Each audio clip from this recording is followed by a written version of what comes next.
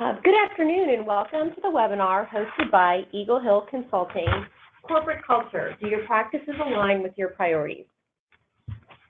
Just a few words on logistics for today's webinar. All of the attendees are in listen-only mode, but we do want your questions. If you have a question during the session, please just type it into the question box on your control panel, and we'll answer those following the report overview. You also will receive an email with a link to a replay of the session after the session. This report and others available from Eagle Hill Consulting, you can find those on www.eaglehillconsulting.com. If you'd like to share information on social media regarding the webinar and the presentation, you can use our Twitter handle at @WeAreEagleHill. If you happen to have any audio or technical issues during the webinar, please call GoToWebinar at 1-800-263-6317 and they'll help you out. Our agenda for the session is as follows.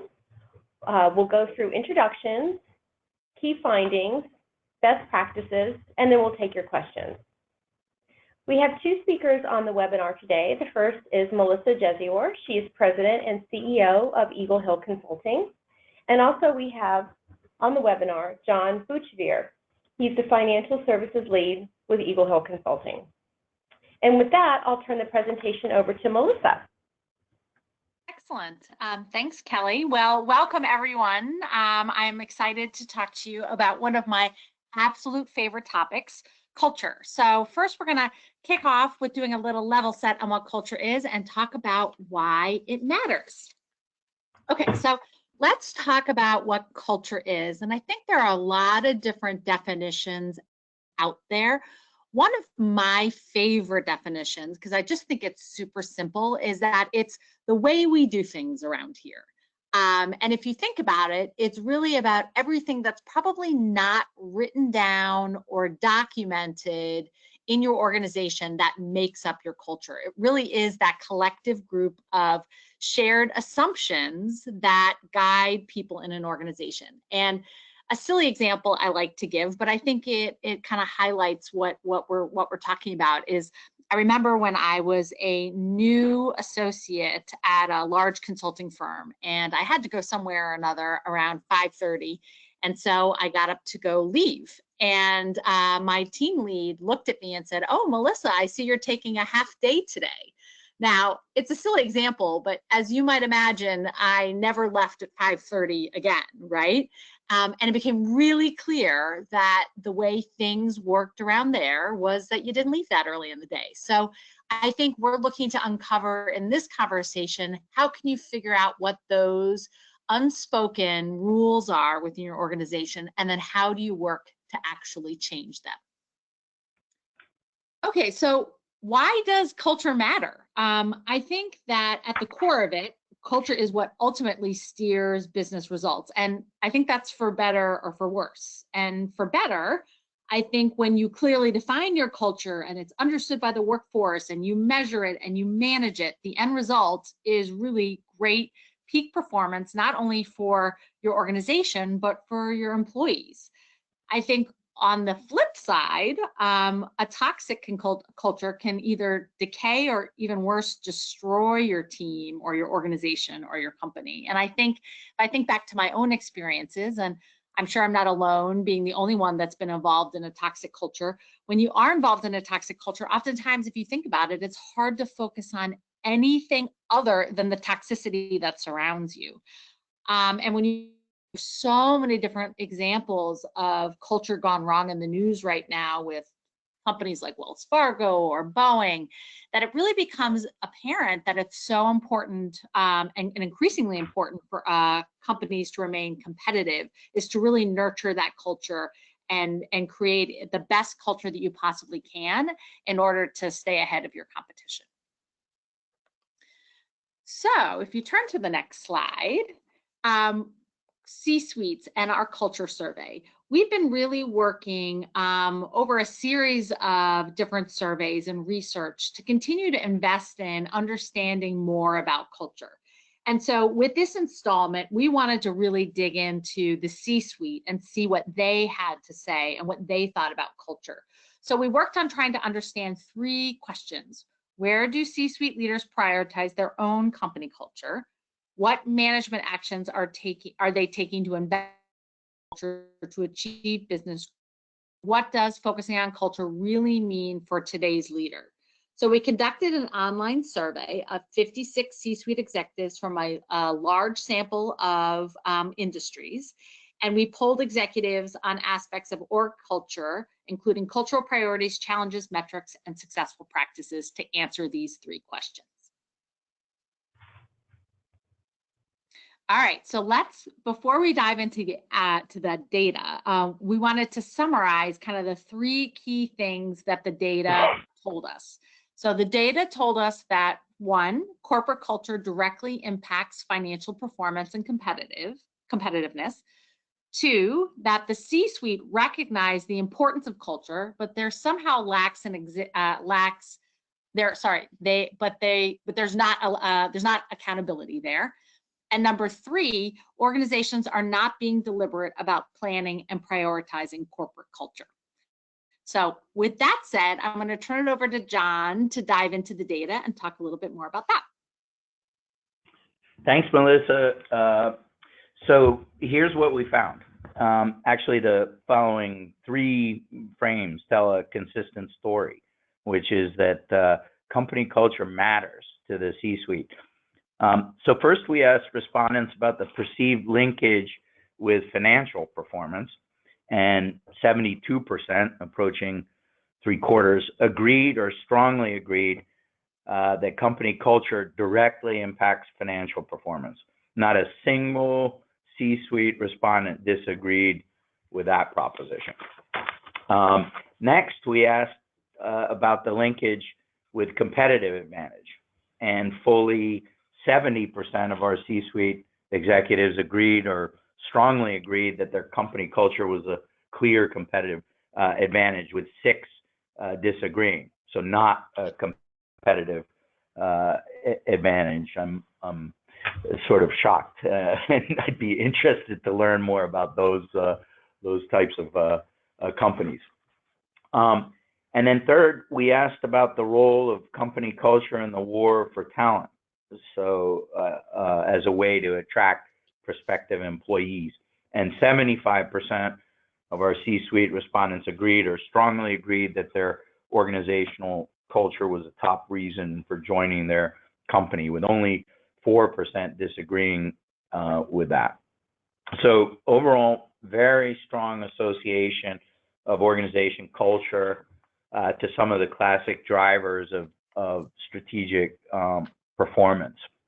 And I think we would be pretty confident in saying that improving company culture is a top priority for these execs. In fact, we also asked this question, and almost 70% agreed or strongly agreed with that.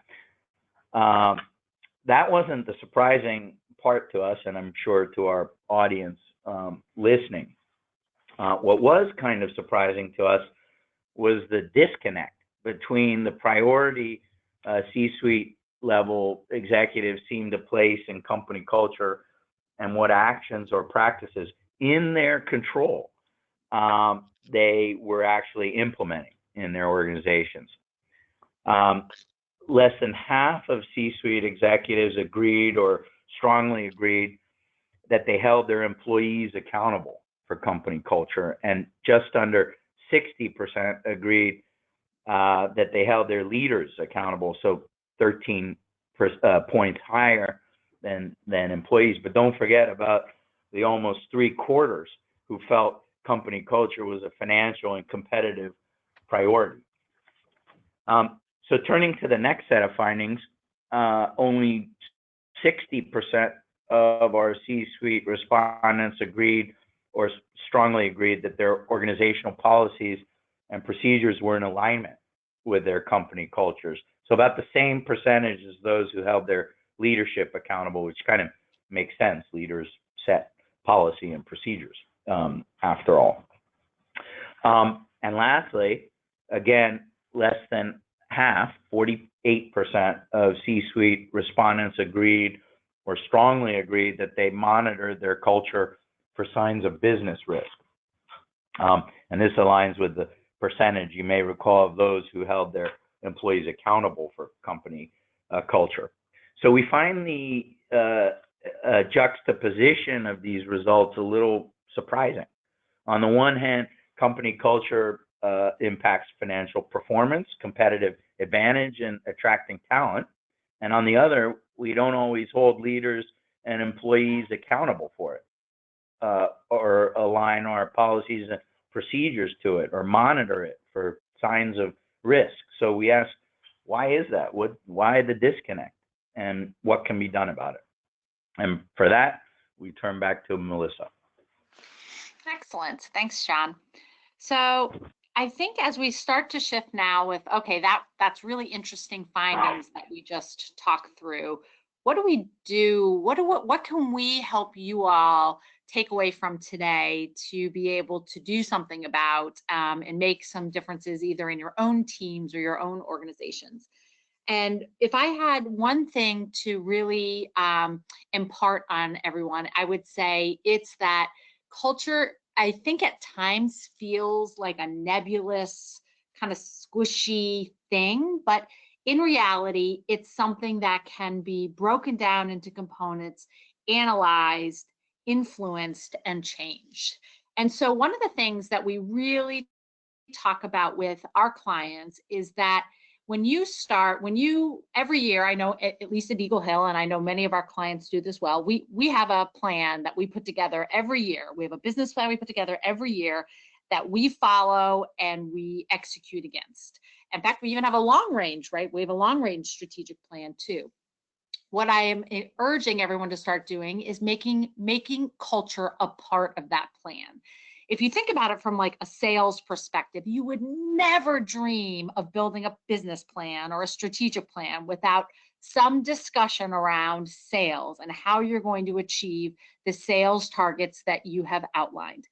And I would love for leaders to start thinking about the exact same way about culture. It is as important as every other aspect of your business, whether it be finance or sales or HR, that you have to be very intentional about it. And if you're not intentional, culture will just happen around you. So it's really important to elevate it and make it a priority and build a plan around it. So now your next question might be, okay, Melissa, you just said a lot of leaders already think that culture is nebulous. Well, I might think it's nebulous, so how do I build a plan around it? Well, that's what we want to talk about next. Is we have our own framework for how we have defined culture and the components of it and how to break it down. And we want to walk through that framework as well as some ideas on how you might be able to influence your own culture. Thanks, Melissa. Right. So organizational culture is a notoriously difficult concept in business. It's hard to define, and it's even harder to measure. I spent the bulk of my career in financial institutions, and they often think of culture as sort of this amorphous thing. Those are soft skills, clients tell me. Well, like any squishy problem, you have to break organizational culture into its parts to understand it. And here at Eagle Hill, we've identified 5 critical elements or levers that can be defined and measured.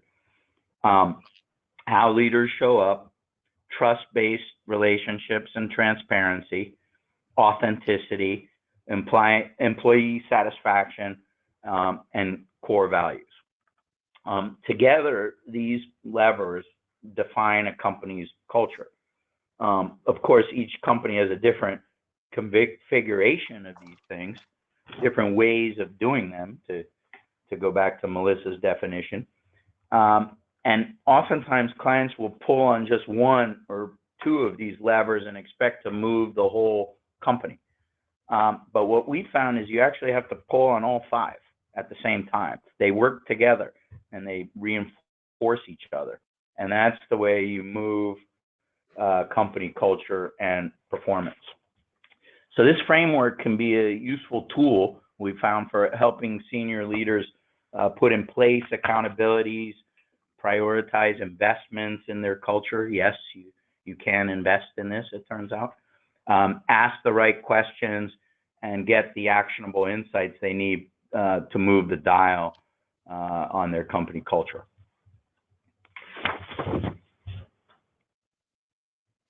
All right, so let's talk about the first lever that you can pull. And the first lever is around core values. So core values, I believe, is really the foundation of an organization's culture.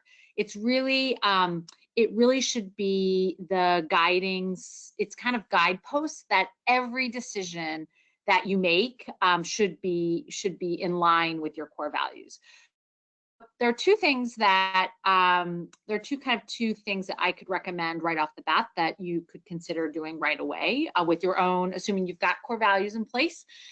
Is the first thing is build core values into hiring. I think many of you may have heard there's a famous article out there that talks about the brilliant jerk.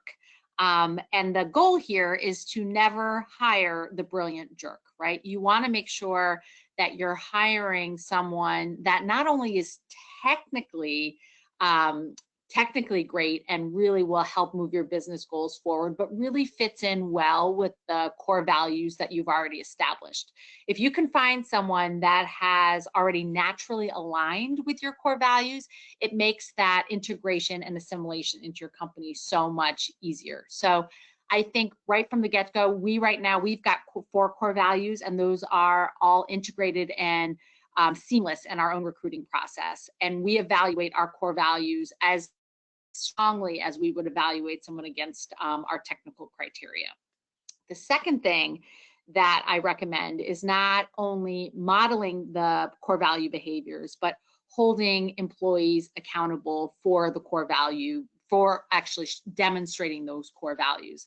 So, for example, when you're communicating with your organization or your team, core values should be a very prominent thing that you've got featured in almost all of your communications. I talk about core values on a daily basis, sometimes even an hourly basis. It's something that if I say someone's done a good job, I try not to just say good job, but I try to explain why they've done a good job and then tie it back to one of our core values. So I think really making sure that not only are you showing people how to be a good kind of corporate citizen, but you're then also giving them feedback if they're not being that good corporate citizen with how they're showing up in their behaviors in terms of not demonstrating those core values. So those are just 2 things to think about in terms of how you might be able to further your own core value lever. All right, the next thing is leadership. So a couple of things here. Leadership, I can't think of a faster way to tank an organizational culture than to have leadership that is not really living and breathing your organization's core values. So one of the things I always recommend folks do is to sit down and think about who of your leaders are cultural detractors, who are cultural champions, and maybe who are culturally neutral. And then for each of those groups, you need to have a plan that you think about. How should you be standing up and putting the cultural champions in a spotlight to make sure that you continue to reinforce those core values, you continue to reinforce those behaviors. And on the flip side, how do you take your cultural detractors? How are you giving them the feedback and sometimes hard feedback and hard conversations so that it becomes very open and transparent what you expect of them in terms of their the cultural norms and how they may be detracting from that, so that together, hopefully you can move the needle and moving them from, ideally champion, but even not a champion, culturally neutral. Okay, on to the next one. Thanks, Melissa. So core values and leadership are 2 of the main enablers of workplace culture. Relationships are how culture is experienced and shared. Harvard Business Review explains culture as the, quote, tacit social order of an organization. The key word there being social. And the underpinning of any social order is trust. And it turns out trust-based organizations have pretty distinct characteristics in our experience. Do I walk the talk? Do I do what I say I'm going to do when I said I would do it? Am I committed to investing in myself, learning, improving for the benefit of the group? Does my team have my back? Do I communicate in clear, concise, transparent ways, has been alluded to? The degree of trust felt by members of a team turns out to be a really good predictor of a high-performing organization. So some practical actions for you to consider here include, one, localizing your culture. That's a fancy way of saying push culture down into the organization by providing employees with smaller group networks to foster relationships that cut across your formal company boundaries. Here at Eagle Hill, we've implemented career families to give consultants informal development, support, and a sounding board away from their account teams or communities of practice. And a second point is to focus on teams versus just individuals as carriers of culture. This is a trend. This can take the form of team-based goals and challenges, recognition and rewards. And because of the inherent trust in teams, teams are also a very good place to model the behaviors the company is seeking to change or reinforce. Melissa? Excellent. Okay, so our next lever is authenticity, and how we define. I think it's important to pause here and say this one may not be almost as self-evident as core values or leadership in a way, but how we've defined authenticity is about how well does the organization itself show up in terms of authentically supporting the culture that you have outlined. And one of the easiest ways to see this is looking at an organization's policies, an organization's processes, and practices to make sure that it's actually embodying the culture that you intend to have. So a simple example of this could be, let's say that you've got nimble as one of your core values. That's really important to you in your business.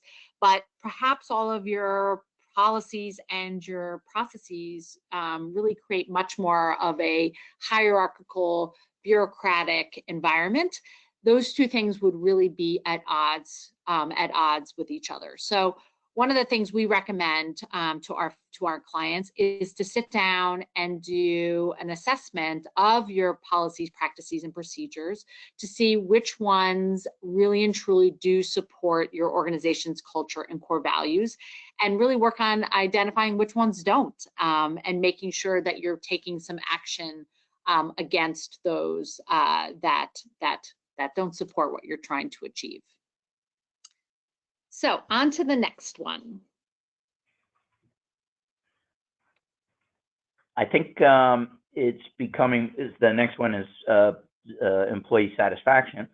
And I think it's becoming more and more accepted in the corporate world that employees are just as important a constituency today as your clients or customers. They're on equal footing. That's been a pretty astounding evolution, but it's become the reality. Keeping employees happy is a competitive necessity, and it goes way beyond just engagement. And it turns out that the key to employee fulfillment in the job is a function of the degree to which they have autonomy or agency in their work, in this case, contributing to the culture, whether they believe they are being treated equitably. So it's not about absolute pay levels, and whether they have the tools and support they need to progress or even do their jobs well. All three things need to be there for employees to feel content. So if you want to have a satisfied workforce, those are the things to focus on. Providing opportunities for staff to contribute to the culture, like we have here at Eagle Hill with our internal core value teams, for example, diversity and inclusion, wellness, and our living lab, incubators for new internal practices where all employees may contribute. Another idea is frequent check-ins or pulse checks instead of the annual performance review. This is becoming sort of a revolutionizing of performance management. Here we've implemented snapshots after every project and throughout the year, asking the same limited set of questions and losing the anonymity usually associated with downward and upward reviews. We do both. And this has become a great predictor of how employees are feeling, whether they're at risk and how aligned to the company they are. So I think that's it for our prepared remarks, Kelly. So over to you if there are any questions from the audience, and thank you out there for listening. Thanks, John and Melissa. So we are now on to the Q&A portion of the webinar. As a reminder, if you have questions, go to your control panel and just type them, and we'll read those aloud and respond to them. So it looks like we have a couple questions in the queue. The first one is, you mentioned cultural detractors. Do you have some suggestions on ways to handle those cultural detractors? That's a really good question, and unfortunately it's not an easy question either. I think the first thing is identifying who they are, and the first thing I would say is it starts with just really talking to a lot of different people in your organization, and really starting to get a sense of who is or isn't adding to the culture that you're intending to achieve. And then once you identify who those are, my first recommendation is really starting to engage in some really hard, honest dialogue about what you're seeing, what you're hearing, and what you expect in terms of behaviors, in terms of how they support the culture. I think it's really, a culture is a series of, it's really about your people when it comes down to it. So I think it's about really talking to those people and starting to get a shared sense of what's working and what's not. Thank you. Our next question, what are some of the questions you might ask recruits to make sure they are a culture fit? Well, this one I think depends on what your core values are. So the way we work is we often will, our four core values are collaboration, fun, impact, and family. So one of the things that we tend to look for is in every single one of those answers, every single one of the questions that we ask, we look for answers that support these core values. So for example, if you take a look at collaboration, right, we're looking for someone that probably is not a lone wolf, someone who enjoys working with other people, someone who enjoys the idea of brainstorming and bouncing ideas off someone who believes that two heads are better than one on every problem. So we're deconstructing every answer that we get to every question to find evidence about whether or not we believe we see collaboration or we see tendencies toward not collaboration. So I would recommend and encourage folks to take a look at your own core values and look at your own interview questions and look to say, how can I evaluate my core values using the current question set, and what questions should I add that would enable me to find out more information around whatever my core values are. Thank you. Our next question, what do you think about those who say hiring for culture creates a workforce that's too homogeneous?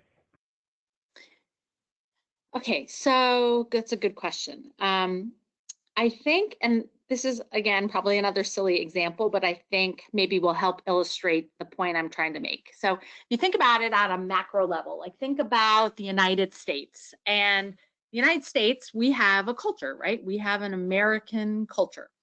But I don't think anybody would go as far as to say that America is homogeneous, or that we don't have diversity of thought here in the US. And so I think that's essentially what we're trying to underscore, is that I think sometimes people confuse culture with the thought that when you're hiring, you're trying to hire for someone that thinks like you, looks like you, talks like you, is like you. And that's actually not what we're trying to do. What you're trying to do is you're trying to identify, like in going back to core values, you're trying to identify people who are similar in ways that your core values represent. So again, in our case, it's family, impact, fun, and collaboration. We're looking for similarities of thought around those 4 things. We're not looking for similarities of thought, period. We're looking for people who have shared values, and in our case, around those 4 things. So I think that's really important, a really important distinction. Thank you. The next question, how do you get started developing or updating core values? Are they set in stone, or can they evolve? John, you want to take this one? I've been chatting a lot. I'm happy to give this one a shot, Melissa. So absolutely, they can evolve. I mean, we've been making the point that core values represent intentionality on the part of the C-suite. Many companies across our industries, healthcare, financial services, media, have actually grown through mergers and acquisitions and integration.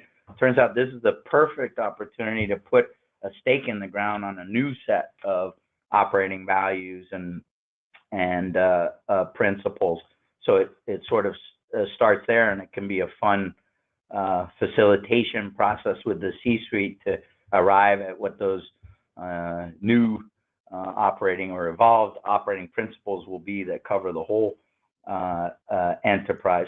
In a way, though, that's the relatively easy part. Where you go next is the key, in my experience. And what I've seen work really well is to establish a group, call it a group of culture carriers who best exemplify the operating values, the operating principles that you're seeking to inculcate, and some of the devices that group. And by the way, that group is across levels, across departments, intentionally. But it's really important to manifest how these values are supposed to show up, and so the use of things like storybooks to exemplify the behaviors, and a lot of visual reinforcement can be effective ways of cascading those core values throughout the organization.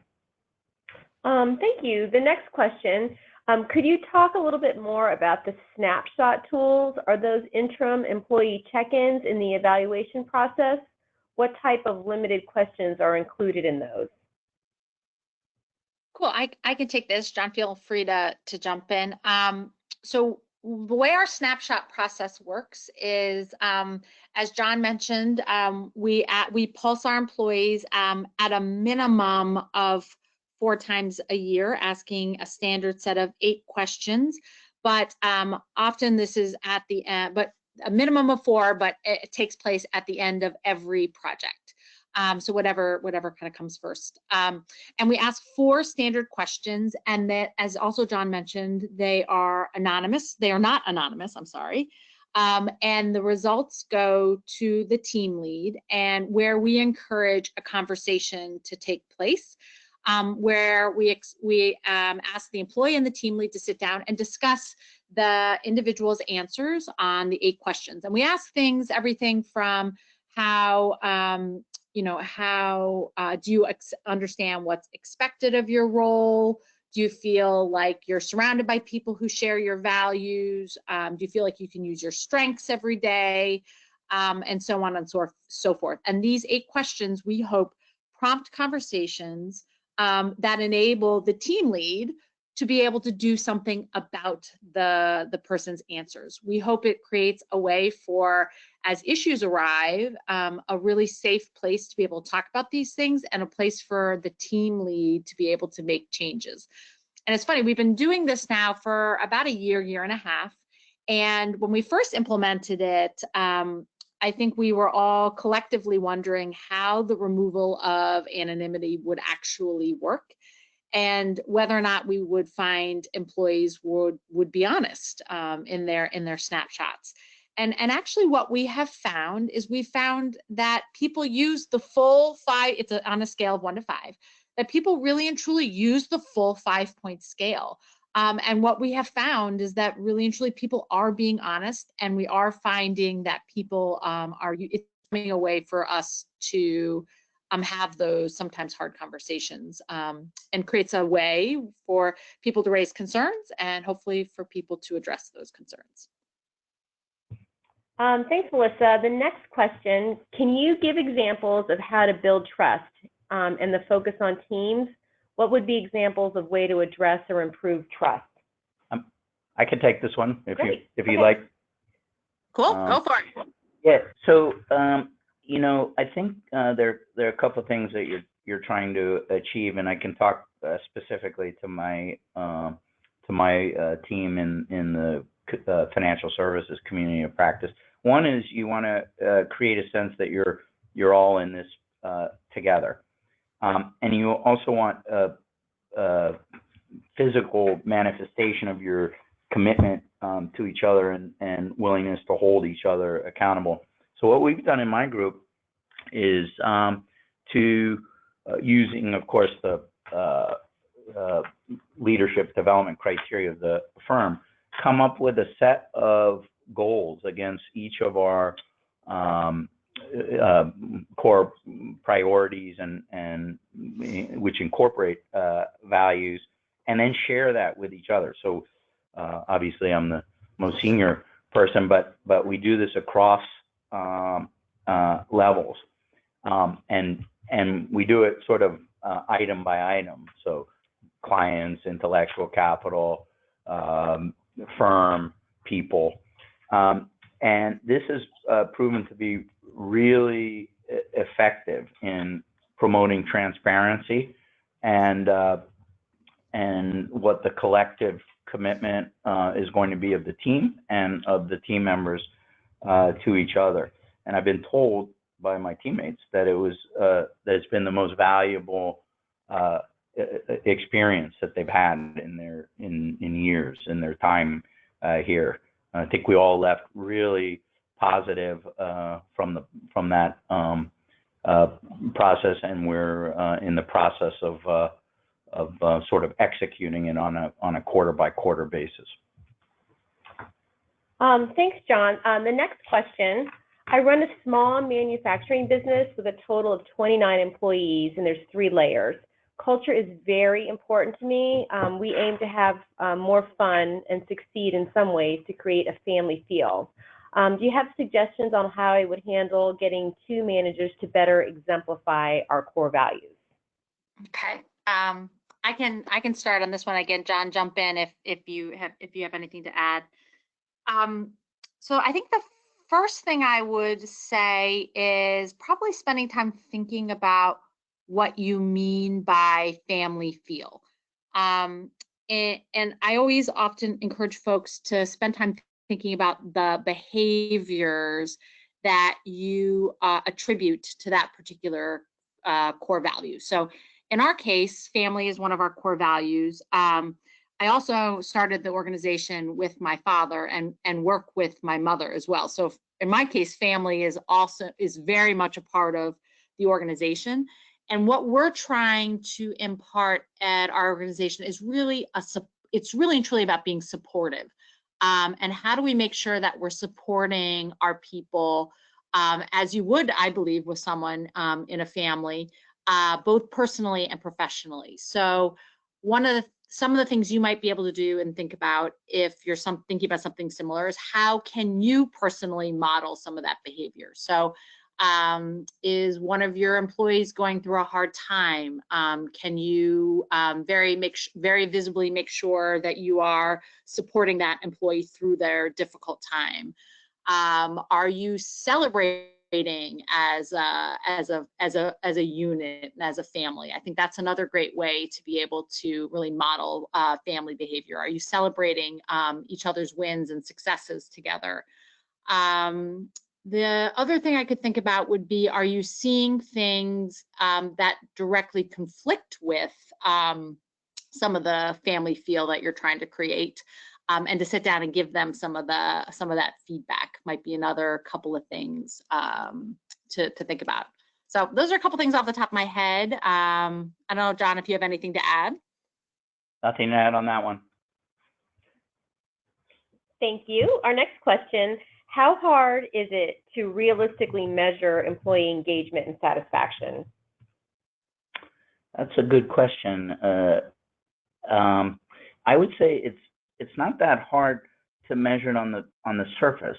We see sort of a spectrum of along the engagement satisfaction continuum. You know, there's sort of being represented, being included, and then sort of belonging. There's an evolution there. So in some ways, the realistic measurement is only as good as sort of the depth of the questions you ask, and so it's really important to design your engagement and satisfaction surveys to get at that actual sense of belonging by asking those kinds of questions. Does the team have my back? Do I feel welcome? Do I feel like I belong? Those types of questions. Most commercial surveys don't get at that level, and that's what you need to strive for. The other key part of this question, it seems to me, is the repetition. So it's not good enough to just try to measure this once or twice a year. That too much can happen, and you can't go deep enough. It's only through the repetition and the frequency that you discern patterns, and it's those patterns that provide insight and prediction. So easy to measure on the surface, really hard to get to the real meaning under it. Thank you. Our next question, looks like we have time for one more question. I'll read that out loud. How do you connect culture to strategy, implementation, process, and measurement? Okay, I can jump in and take this one. I think that, okay, so first off, assuming that you've got a culture plan that you've identified with some specific objectives, I think the next key thing is making sure that it is part of your regular dialogue and your regular leadership meetings in terms of how are you achieving what you set out to achieve. So for example, this morning, I just had a meeting with some of my leaders where we had an hour-long meeting. I think today we probably spent 40 minutes of that 60 minutes talking about some of the culture goals that we had set out for ourselves this year, and things that we thought were going well, things that we thought we needed to focus more on, things that we needed to tackle. It should be, again, just like I was talking about earlier, it needs to be as important as a financial goal or a HR or people goal. Like, it is something that you need to watch, you need to talk about, and you need to be very intentional and deliberate about. Thank you. So we're right at 2:45, and this concludes the webinar. If we did not get to your question, we will follow up with you on email to respond to the questions, but we do want to respect everyone's time and end right on time. So again, we thank you for your participation. If you have any questions or comments, feel free to reach out to us. We can be reached at 703-229-8600. You can also find us online at www.eaglehillconsulting.com. So again, thank you for your time and attention, and we look forward to speaking with you soon. Thank you.